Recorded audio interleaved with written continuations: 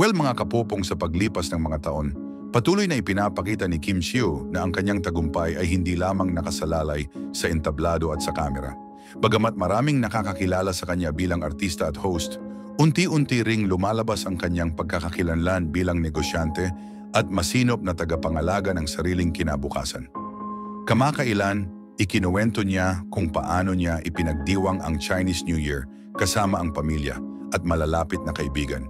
Isang selebrasyong puno ng saya, pagkain at mga tradisyong nagbibigay sa kanya ng lakas ng loob sa panibagong taon. Sa mga ganoong sandali, makikita siyang mas payapa at mas nakatuon sa pagbuo ng mas balansing buhay. Bahagi ng mas malalim na kwentong ito ang pag-usbong ng kanyang negosyo, ang kilalang bag brand na House of Little Bunny. Ang negosyong ito ay nagsimula bilang isang simpleng ideya na paano kung subukan, hanggang sa unti-unti itong naging aktwal na linya ng produkto na maingat niyang binuo. Ang mga bag ay gawa sa dekalidad na materyales at may disenyo na personal niyang tinututukan.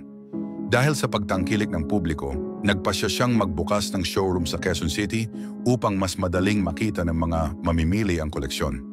Ayon sa kanya, malaking bagay ang paglapit ng direkta sa mga taong sumusuporta sa brand at ang showroom ay simbolo ng paglago ng negosyong pinaghirapan niyang itaguyod.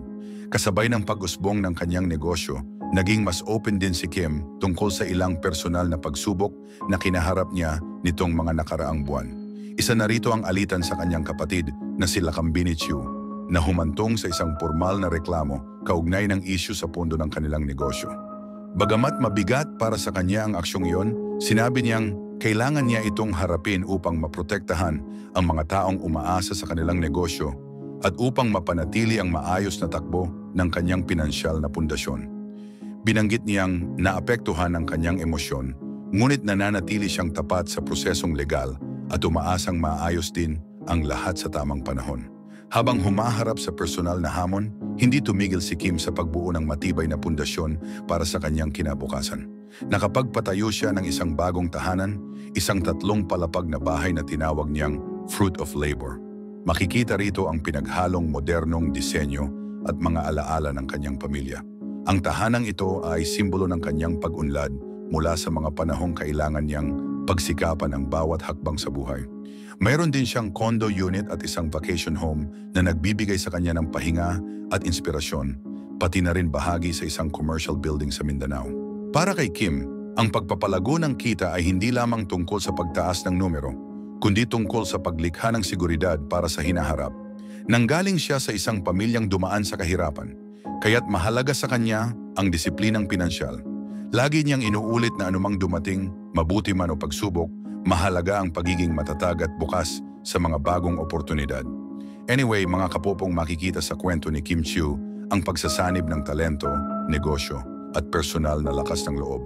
Ang kanyang paglalakbay ay patunay na ang tagumpay ay hindi lamang nakadepende sa kinang ng showbiz, kundi sa pagpupursige, tamang pagdedesisyon at paghahanap ng balanse sa buhay. Sa pagharap niya sa panibagong taon, dala niya ang pag-asang mas lalawak pa ang kanyang negosyo, mas titibay ang kanyang pundasyon at mas lalalim ang kanyang pag-unawa sa kung ano ang tunay na mahalaga. Ang actress at host na si Kim Chiu ay dumaan sa isang napakahirap na yugto sa kanyang personal na buhay at negosyo. Kamakailan, nagsampa siya ng formal na reklamo laban sa kanyang nakatatandang kapatid na si Lakambini Chiu dahil sa umano'y irregularidad sa pinansyal na bahagi ng kanilang pinagkatiwalaang negosyo. Ayon kay Kim, matapos ang matagal na pagsusuri sa mga dokumento, natuklasan niya na may malaking halaga ng pondo na hindi maipaliwanag ang kinaroroonan, bagay na nag-uudyok sa kanya na gumawa ng legal na aksyon upang mapangalagaan ang kanyang kumpanya at ang mga taong umaasa rito. Sinabi ni Kim na ito ang isa sa pinakamabigat na desisyong pinagdaanan niya. Sa mga oras na pumunta siya sa Department of Justice kahapon, kasama ang kanyang abogado at ilang kapamilya, makikita umano ang tensyon at bigat ng sitwasyon. Sa halip na manatiling tahimik, pinili niyang maging tapat at tuwiran tungkol sa nangyari at humiling siya ng pag-unawa mula sa publiko habang tinatahak ng kanilang pamilya ang masalimuot na panahong ito. Sa mga nakaraang buwan, napansin ng mga taga-subaybay ang tila paglayo ng magkapatid. Noong Agosto, parehong hindi na nila sinusundan ang isa't isa sa Instagram, bagay na nagpasiklab ng maraming tanong dahil kilala sila noon sa pagiging close. May mga cryptic post din si Kim na nagbigay hudyat na may pinagdaraanan siyang personal na pagsubok. Sa kabila ng mga usap-usapang ito, nanatiling tahimik ang magkabilang panig hanggang sa lumabas na nga ang reklamo. May mga kwento ring kumalat na maaaring may kinalaman sa pera ang pinagmula ng suliranin. May ulat na isang bisyo ang posibleng nakaapekto sa pinansyal na takbo ng negosyo, ngunit hindi ito kinumpirma ni Kim. Tanging ang legal na dokumento lamang ang nagsiwalat na may malaking halaga talaga ang hindi maipaliwanag, dahilan para tuluyan niyang tahakin ang formal na proseso. Anyway, mga kapopong, bago umabot sa legal na aksyon, sinabi ni Kim na ilang ulit silang nagtangkang ayusin ito ng pribado. Sinikap umano nilang mag-usap bilang pamilya, ngunit sa mga oras na patuloy na lumalabas ang mga datos ukol sa nawawalang pondo, lumala ang sitwasyon. Napagtanto niyang kailangan niyang protektahan ang mga empleyado at ang negosyo na matagal niyang pinaghirapan, kaya ginawa niya ang aksyon kahit masakit. Sa gitna ng lahat, ramdam ang suporta para kay Kim mula sa publiko. Marami ang nakaramdam ng simpatya, lalo na't hindi madali ang anumang suliraning may kinalaman sa tiwala at pera, higit pa kung kapamilya ang kasama. May mga netizens pang nagsabi na minsan, kahit masakit, kailangang unahin ang katuwiran para maiwasan ang mas malalang komplikasyon. Sa ngayon mga kapopong, wala pang pahayag si Lakam tungkol sa reklamo. Tahimik pa rin ang kanyang panig habang nagpapatuloy ang proseso. Samantala, sinabi ni Kim na kahit mabigat ang pinagdaraanan niya, patuloy siyang magtatrabaho, susuportahan ang kanyang mga tauhan at hahanapin ang positibong daan tungo sa paghilom at pag-unawa. Well mga kapopong, ang pangyayaring ito ay nagbibigay diin kung gaano kahalaga ang malinaw na usapan at tamang pangangasiwa sa mga gawain, lalo na kung pamilya ang kasama. Minsan, kahit gaano kahirap, kailangan talagang pumili ng direksyong tatahakin para sa ikabubuti ng lahat. Sa mga oras na ipinasa ng mababang kapulungan noong unang araw ng Disyembre ang rekomendasyon ng Ethics Committee, tinanggap nito ang pagpatao ng 2 buwang suspension kay Cavite 4th District Representative Francisco Kiko Barzaga. Ayon sa balita, ang serye ng kaniyang social media posts ay nagpakita ng asal na hindi angkop sa isang mambabatas. Mga pahayag na itinuturing na nakasasakit, hindi magalang sa ilang opisyal, at may posibilidad na makasira ng tiwala ng publiko sa institusyon. Kasama sa desisyon ang pag-alis ng 24 na posts sa loob ng 24 na oras mula ng pagtibay ng ulat. Tinanggap ni Barzaga ang desisyon ng walang pagtutol. Sa kaniyang pahayag, sinabi niya na nauunawaan niya ang parusa, subalit nanindigan siyang ang kaniyang mga inilathala ay anyo ng malayang pagpapahayag. Iginiit niyang kailangan pa ring tinig ng pagtutuwid sa mga isyong matagal na niyang binabahala, lalo na ang mga aligasyon ng maling paggamit ng pondo at panlilinlang na ayon sa kaniya ay nakaapekto sa maraming mamamayan. Pinanindigan niyang layunin lamang ng kaniyang mga pahayag na ilahad ang kaniyang pananaw hinggil sa mga usaping pampubliko. Gayunman, sinabi ng Ethics Committee na may limitasyon ang malayang pagpapahayag kapag ito ay nagiging sanhi ng kaguluhan o maling impresyon na maaring sumira sa integridad ng institusyon. Inilarawan ng committee ang ilan sa mga post ni Barzaga bilang padalos-dalos at nakapipinsala sa reputasyon ng kapulungan. Dagdag pa nila, kailangang pangalagaan ng bawat miyembro ang tiwala ng mamamayan at bahagi ng responsibilidad na iyon ang pagiging maingat sa anumang pampublikong pahayag. Natapos ang botohan sa tala na mahigit 249 ang pumabor sa suspension, 5 ang tumutol at 11 ang nag-abstain.